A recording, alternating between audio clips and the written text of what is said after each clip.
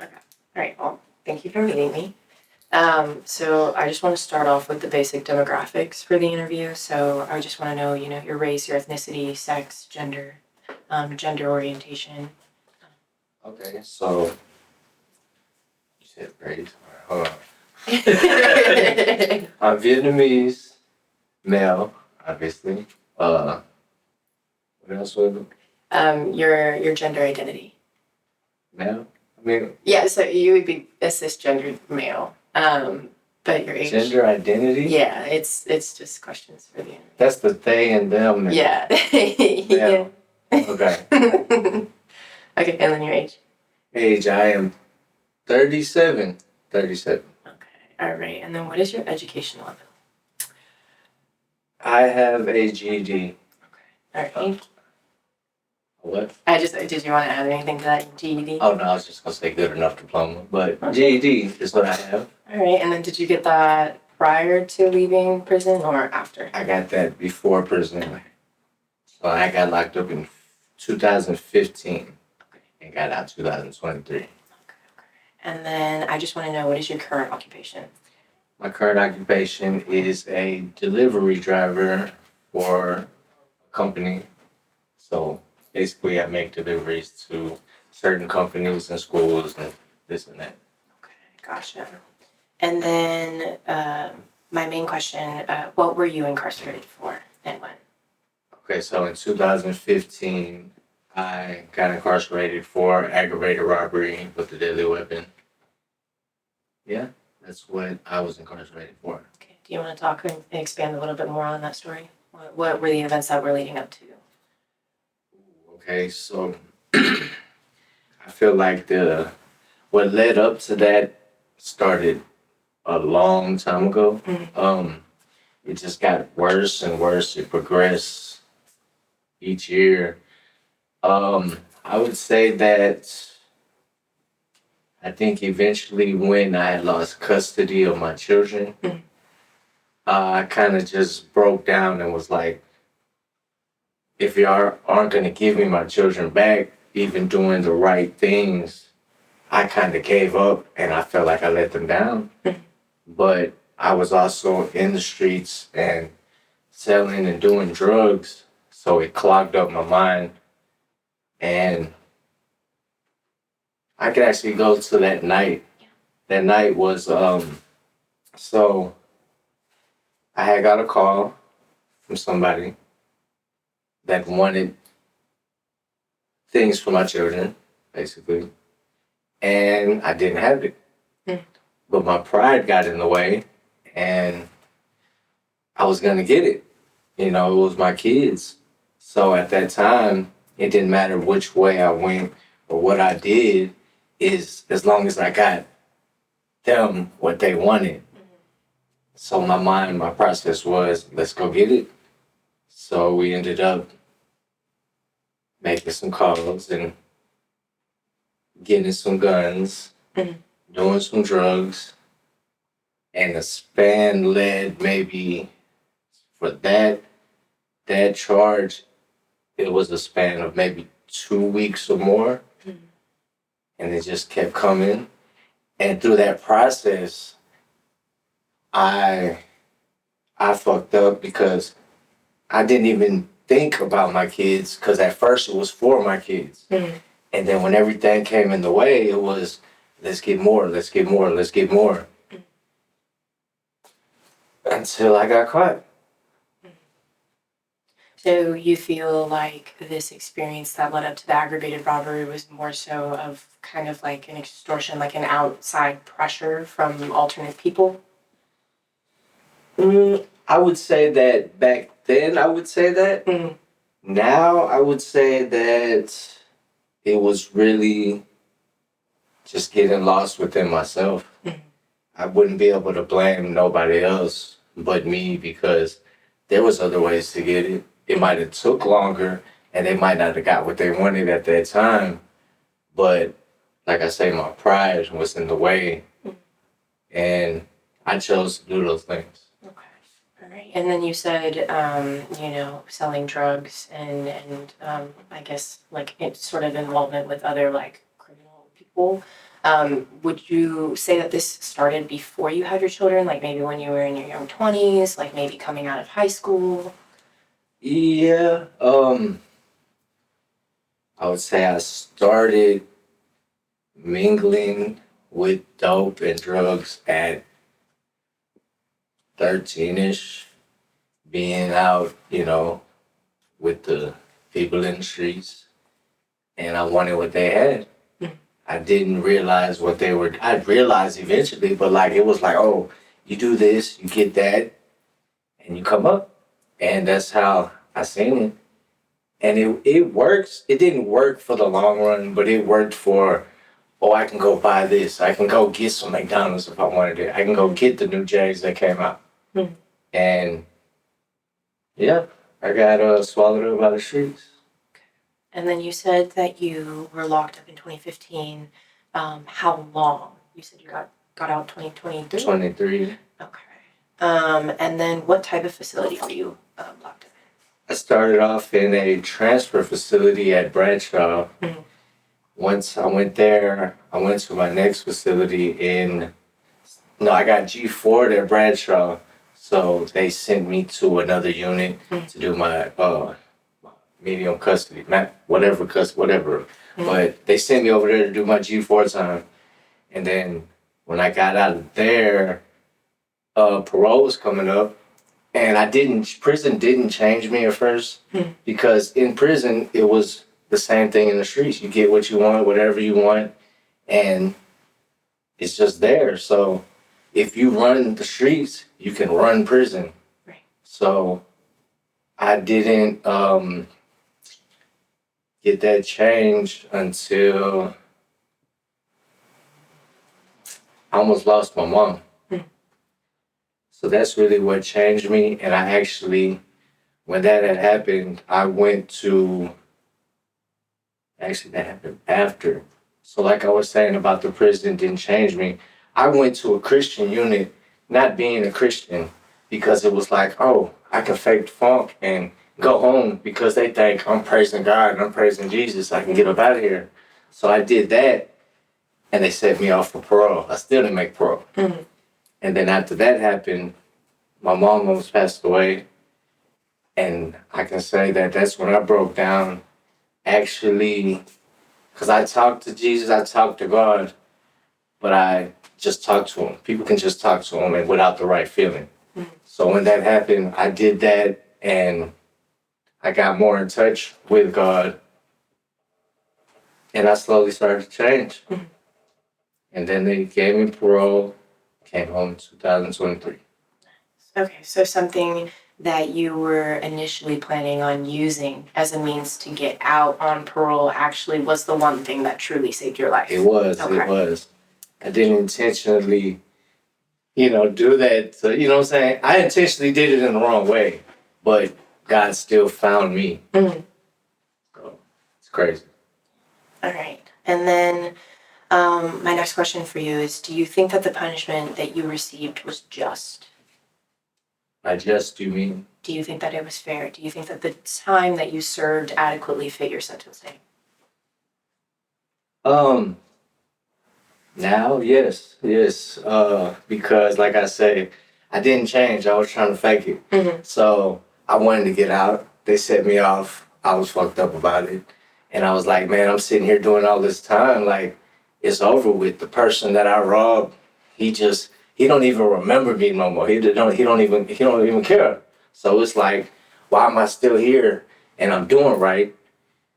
But yeah, I needed to sit down. Mm-hmm. I needed to sit down because I feel like if they did let me out, my mind would have just reversed and went right back. Mm-hmm. And I'd probably be back in there right now. And then ultimately just tell me about your experience being incarcerated for so long. What was that like? Might have to go specific with that because there's so much I can go on and on about. Let's talk about the types of people that you came across while you were incarcerated. Like, how was it having to deal with a mass conglomeration of other people that are also congruently, serving sentences as you are? and like what that mindset is like. Okay, so jail, prison, criminals. So you can take the streets. Everybody's not a criminal, but everybody has their own personality, and everybody might be on to this or on to that. So let's say you just take a whole block, plus this block, and their block, and you throw them all together in a little dorm. I mean, what do you think happened? Obviously, a lot of like strife, a little bit of World struggle. War III. Yeah. So, you know, you have to, it teaches you patience. But the thing about prison is, as good as you want to be and change, it's a whole nother world. It's not like this world. In this world, you can walk away. You can do these things. In prison, it's a whole different world, and nobody sees behind those doors, and you can't just walk away. Right. You're not going to be able to. They won't allow it. Yeah, and there was obviously a struggle, you know, with what I would assume being put into a corner, having to do certain things for your survival, your well-being, correct? Yes, like I say, it's really no difference than being on the streets and doing what you do. It's just, it's up to you to change and decipher what you want for the future. And then are there people that you met while you were incarcerated that ultimately like helped your success? Yes, there is. So when I went to the Christian unit, the Christian unit is so much different than a max prison because now you start off here. Now that, how can I say this without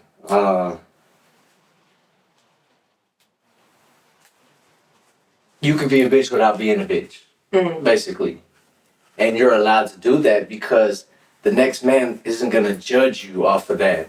They see the same, they have the same mind frame, like, you're going home. You're a man for doing that, you know?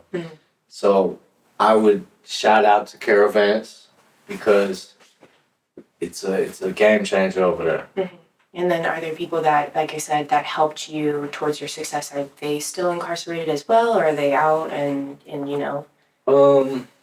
There's people that I associate with and I still talk to that are out. Still talk to that are in, you know. As far as helping each other, you're gonna know, like, okay, you're on the right path, and they say birds of a feather flock together.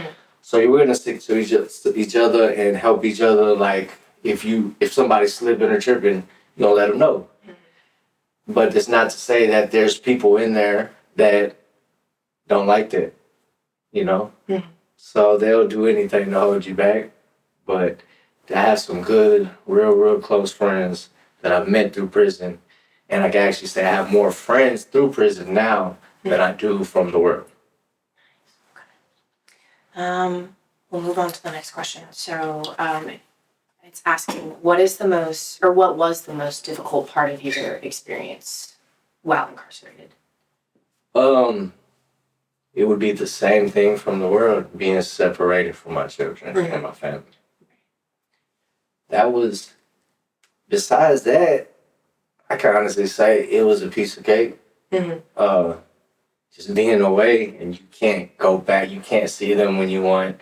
As far as you can't do this, you can't go outside, you can't eat or whatever they want to, you know what I'm saying? Like that, I can suck that shit up and go forward. Now it's like I gotta suck up not being able to hold my kids. And that shit was hard.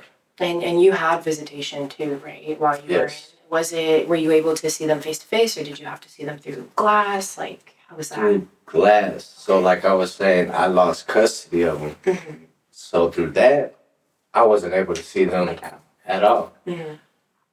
But like I said, when I went to just the two caravans, they have contact visits. So I was able to see my youngest daughter that was born while I was locked up and hold her for the first time. What was that experience like? Brought tears to my eyes. It's amazing. Then didn't want her to leave. wanted to go home. And then how did your sentencing and your incarceration impact you? And I mean on a mental, emotional, social level. Mental and social. Mm-hmm. I mean, mentally, it made me stronger. Like I said, I had to sit my ass down. If I didn't, I'd probably be dead, so I had to sit my ass down and thank God I'm alive still. Socially, I mean, I've had anxiety and now it's really bad. It's 10 times stronger. But the anxiety also helps me there's anxiety where I'm careful for what I do and I watch things that, you know what I'm saying? It has me paranoid. But the paranoia helps me from jumping right back into a certain lifestyle. And then I'll expand on socially. I understand. Yeah, because I agree with you. Yeah, no, I know. About social. What I mean on a social perspective is that being in prison is socially isolating. You are in a cell and you might have a cellmate, right? And you don't have access to communities, right? So my question is, when I ask if it impacted you on a social level, like was it socially isolating? Was it like very overwhelming for you to go from being in a jail cell and being like socially ostracized from the rest of the world and being out, and was that overwhelming? This one might be a little odd to people because I liked being by myself. I didn't like to associate with people, so it kept me comfortable in my comfort zone in my cell where this is my shit, it's clean, I do this and this time, like it might be fucked up, but I was comfortable like that, not having to deal with other people, which I have to work on now. I'm a people person, but where I'm most comfortable is by myself. Okay. And then when I ask, health-wise and physically, I mean, my assumption as a person who has never been incarcerated is that you don't get equal access to healthcare and you might get overlooked by, prison. If you were to get infected with something, which because it's so dirty, they would, okay, well, we're going to do this, and if it doesn't go away, we're going to cut this shit off. And they might bandage you up, send you back on your way, back into the filth. So it gets infected more and more, and it doesn't matter to them because they did their job and sent you back, to the litter. Okay. And then when you say filth, I mean, can you, vividly describe to me the conditions of the prison that you were in? What was that like? Roaches, mold. So it was, if I were to go outside and move everything in that blue dumpster to the side and put a sheet on the floor inside and say, this is where I'm going to sleep tonight. That was exactly how it was. Yes. So you can clean as much as you want. You bleach everything as much as you want. It's going to come right back in a couple minutes. Okay. And then I want to know, can you describe to me how, I mean, from your perspective, the impact your incarceration had on your family and your close groups of friends? It impacted them a lot that I guess didn't even realize at the time, because at that time prior to my incarceration, it was, oh, y'all are cutting me off. Why are y'all cutting me off?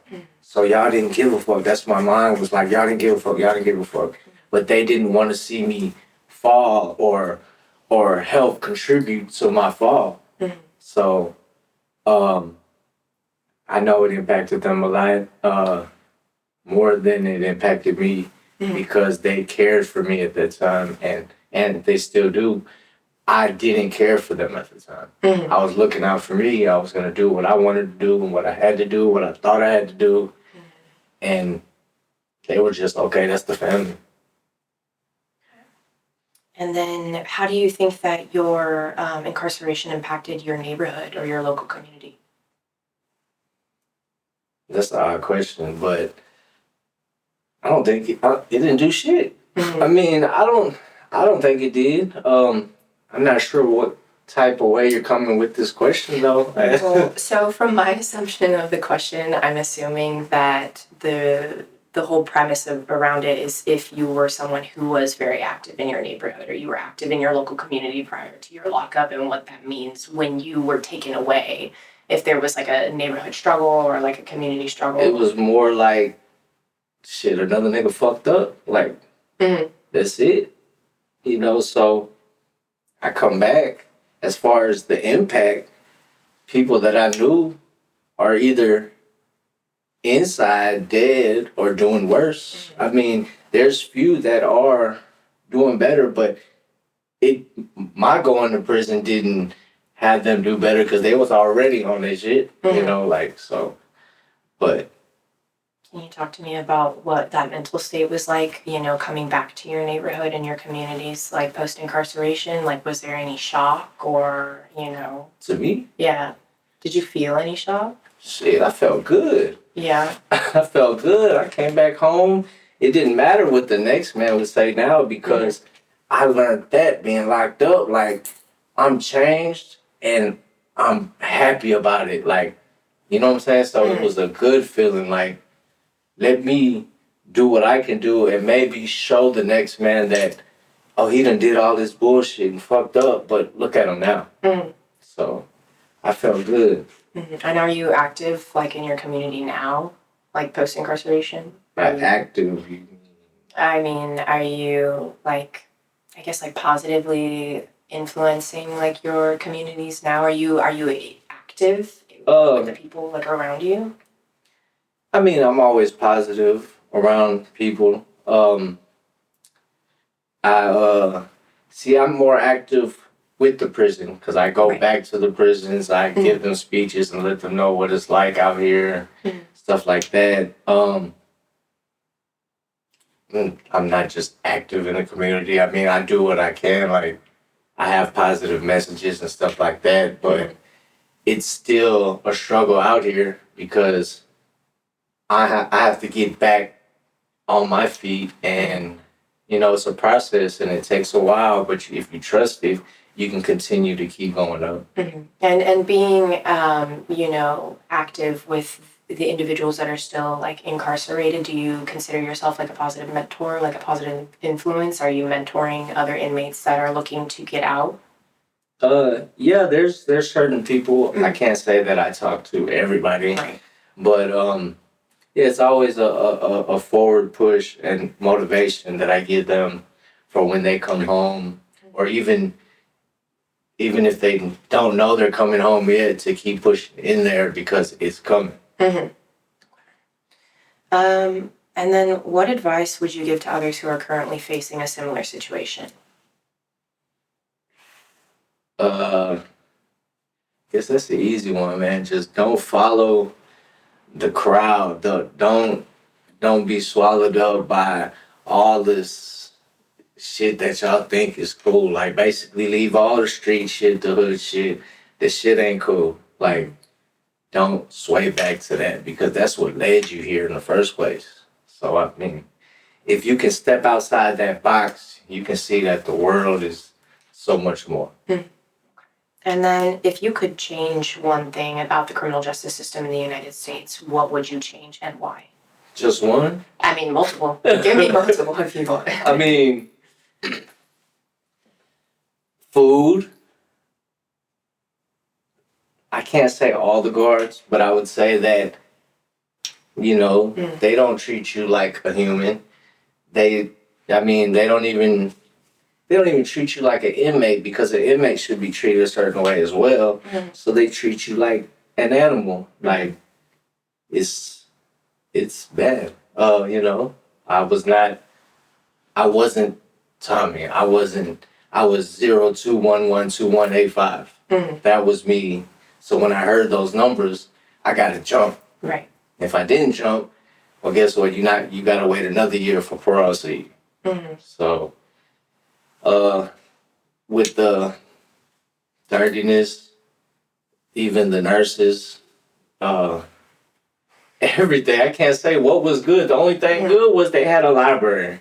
And you had a cell that you could get to yourself, at maybe sometimes because you have to work with your cellie.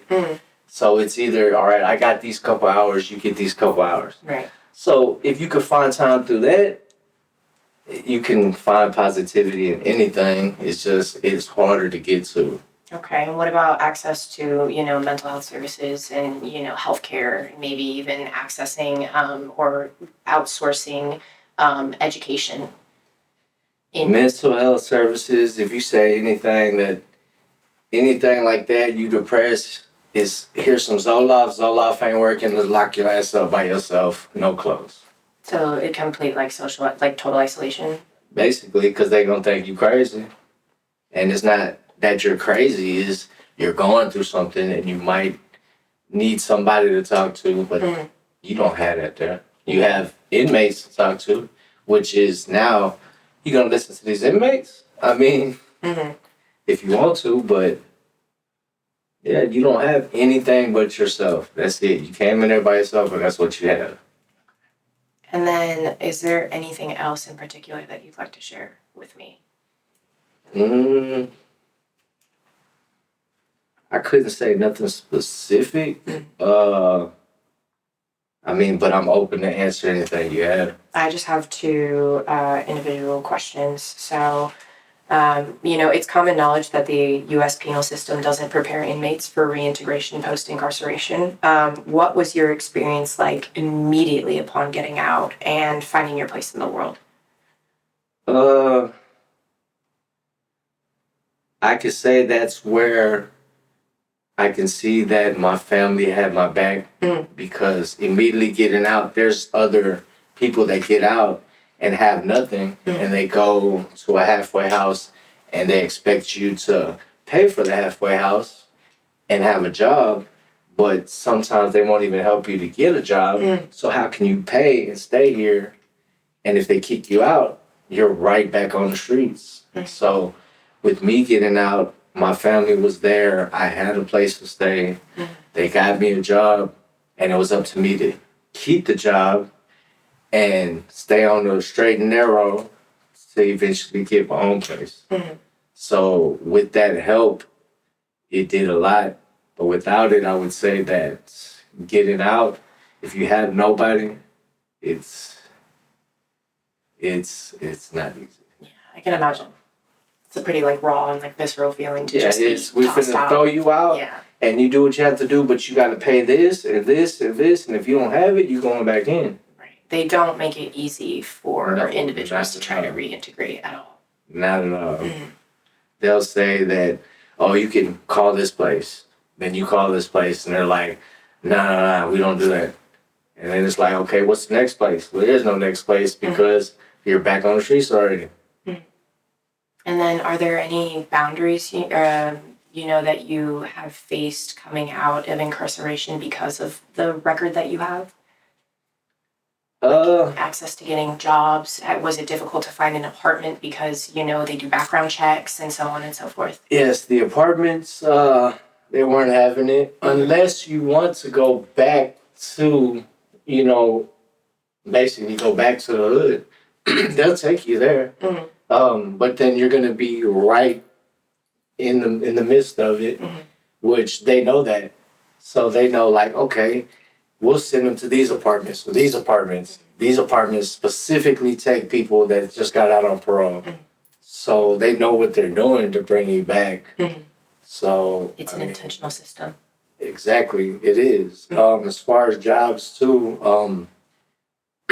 I would say the jobs would be easier to find than a place to stay, because if you're changed and you want to live here and not have to worry about certain things, like you can't go there because they don't want you. Right. Period. Like, you can't stay here. Don't even drop a deposit or application or nothing. Don't do nothing. But as far as the job is there's a lot of places that hire felons, and there's places that there's people that I know that got out and said I can't get a job, but they don't want to work hard labor, which it might be messed up because they might want to do something else. But right now it's survival, and you don't have to work hard labor the rest of your life. But if you need a check now and you have to, grow, you can get that job. Right. And then would you say with your kids, with having an aggravated robbery charge and ultimately a felony charge, how does that curate roadblocks around being active in your child's, your children's life? Because I understand that, it might make it hard. You go to school and go on field trips and such. But what are the boundaries with being active in your child's life? See, it's a little different for me because I lost custody. It wouldn't work like that anyways. The only thing that stops me, I would say, is that I'm not there 24/7 for my kids. And I know that them growing up, young teenagers and stuff, things come up. This might be off topic, but this is what bothers me. Because they go to school and it's like, where's your daddy? Like, where is he? Who is he? And then if they do find out, like, oh, he did this, he did that, and he ain't shit. You know what I'm saying? So it bothers me. So I still be there as much as I can, and try to show them that it doesn't matter what I did. I'm here, and I'm a greater father, and I'm probably a greater father than the next man that hasn't been where I am. I'm not saying that, you know what I'm saying, but I'm the shit. I'm a good father. You know what I'm saying? But it's just, you have to adapt and change. You have to change. Right. And your past actions don't define who you are as a person currently. Not at all. And that actually leads me into my next question, which is, how do you deal with individuals who have this negative preconception about your character solely on the basis that you are a felon? So being that I am changed, I am free, free Twizzo. I am free, so that these things don't bother me, because these are the things that I learned. Like, it's everywhere. Somebody might judge me here, but they'll also judge the next man there for something else. And if you let that get to you, you didn't learn any patience while you were away. It's all patience. So, certain things won't faze me at all. Okay. Well, thank you for talking to me. I think that's pretty much the basis of all the questions that I have. That's it? We'll just get into the nitty gritty. Well, I mean, we can keep going if there's anything else that you want to share with me. Okay, no, I'm just fine. Can't say that. No, that was good. That was good. Free Twizzo. Tommy Hong, 211-2185. Let's get it. 2024 is coming up. This is me. Oh shit, cut that out. 2025 coming up. Prison ain't do that. No, that was good. That was good. Thank you.